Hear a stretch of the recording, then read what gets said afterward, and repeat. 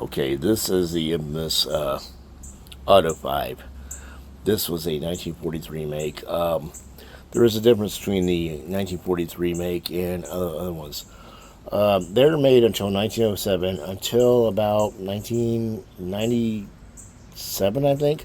But anyways, there's 67,000 that were made for World War II, and around 5 million that were made overall time. Um, it's an automatic shotgun. It's the first automatic shotgun.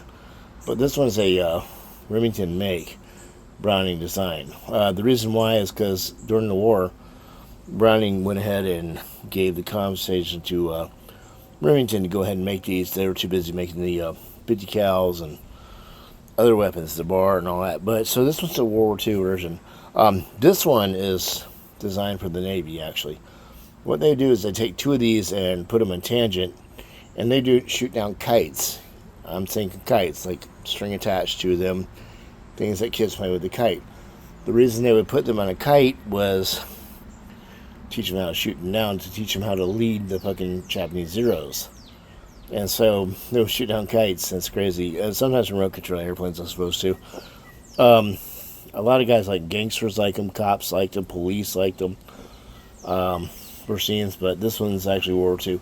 There are images of Marines carrying them on Iwo Jima, but it's questionable whether the thing is overseen combat. This one's special, and it's very rare, and here's why.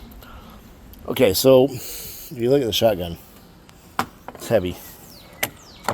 You have the cuts compensator. The cuts compensator was something that was designed, I think, to see combat. Eventually they gave them to the Navy, but it's very rare for you to see the ribs not broken. Most of the time the guns were shot, they shot bird shot through them. So if you shot buck through them, like a higher caliber 12 gauge round, it could break those. This one's not broken. That's kind of a rare thing. Another thing you'll notice, believe it or not, you still have the ducks on them.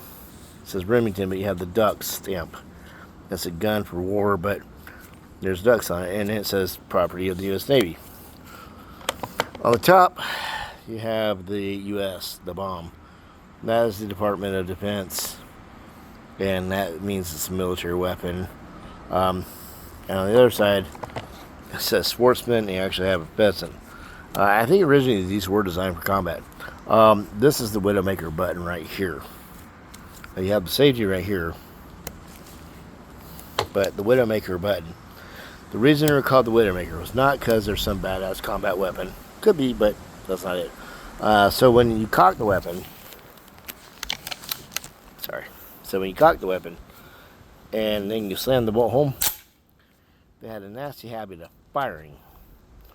So if you ever have one of these, whether it's Auto 5, whether it's World War II or civilian make sure when you slam that bolt home, it's pointed at something you don't intend to destroy, because they're notorious for going off. But I've never fired this weapon. That's actually just a piece I enjoy having. You can tell the difference between the Auto 5 from World War II and the civilian make by the weight on the feel, and of course you have the serial numbers and all that. I don't know if I said this or not. This number is for the armor. That's just so he'll know what weapon he has in the stock. But I'll take it out and shoot it next week or so. Thanks for watching.